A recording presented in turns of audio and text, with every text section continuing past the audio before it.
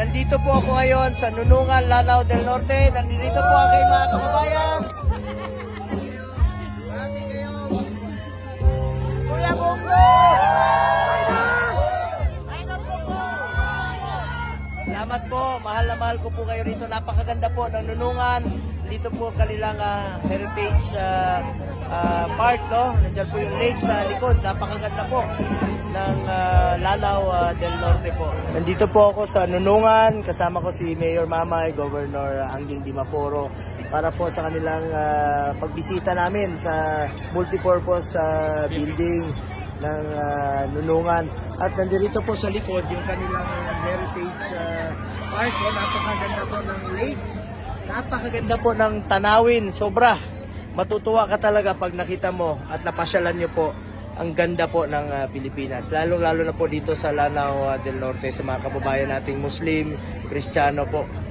Mababait at magagalang po sila lahat. Nandito rin po ating mga kasamahan. Salamat, ma'am. Thank you. Maraming salamat, Senador. Mahal ka namin dito sa Lanao del Norte. Mga kababayan ko, nasa likod po namin ang ASEAN Heritage Park dito po sa Nunungan, Lanao del Norte. Napakaganda po, napakalawak na lake. Kasama po namin si Mayor Marcos Mamay at si Philip Salvador. Mayor, alagaan mo itong lugar mo, ha? Ang ganda po. Yes po, Senador. Umasa po kayo na alagaan po natin to kasi naging ASEAN Heritage po tayo. So maraming salamat ulit, no, Senator Bongo, sa mga walang sawang tulong, no. Ang dami-daming naitulong niyo sa amin. Ang daming project din na mabilang po. Kaya po naimbitahan po namin kayo kasi yung nga po sa sobrang saya po namin na nakuha po namin, nagkaroon kami ng mga maraming project dahil po sa inyo. So maraming salamat ulit. Mayor, sa abot po ng aking makakaya kung ano po makatulong sa mga kababayan natin sa pag-unlad ng iyong bayan. At masaya po ako na napasaya natin ang ating mga kababayan ngayong araw na ito, makatulong, makabigay ng mga proyekto, makatulong sa mga pasyente at makapag-iwan po ng kasiyahan, ngiti sa mukha nila.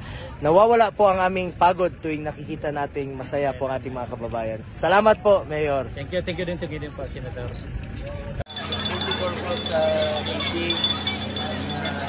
At dito po sa likod yung kanilang heritage park. Napakaganda po ng lake. Napakaganda po ng tanawin. Sobra. Matutuwa ka talaga pag nakita mo at napasyalan niyo po. Ang ganda po ng lalo-lalo na po dito sa Lanao. Pupunta po ako ng Tugod at sa Lala. Sa Lala, yun po yung pagbibigay po ng tulong sa mga kababayan natin, indigents at groundbreaking ng Super Health Center. Sa Tugod naman po, may proyekto po akong tulungan na may tayo, ibisitahin po natin at tulong rin po sa mga kababayan natin indigents. Alam niyo, pag pumupunta po ako sa mga lugar, gusto ko may dala pong tulong sa mga kababayan natin. Importante po ngayon, yung laman po ng tiyan ng ating mga kababayan. Makatulong man lang sa mga mahirap, makatulong sa mga pasyente, makatulong sa mga proyekto, at makapag-iwan ng konting ngiti sa panahon ng kanilang pagdadalamati. Kita nyo kanina, masaya sila, tumatawa.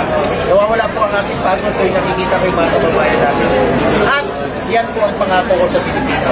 Kahit sang sulok kayo ng Pilipinas, basta kaya na po ng panahon ko at katawan ko, pupuntahan ko po kayo. Dahil yan po ang sinabi ko noon pa. Sunog, lindol, putok ng vulkan, bagyo, buhawi, kahit saan yan.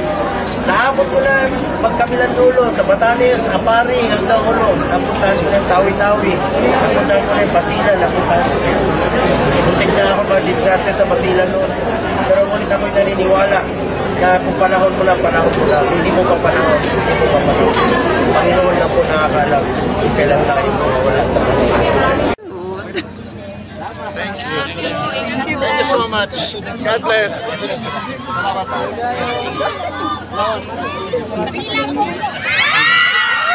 Ay,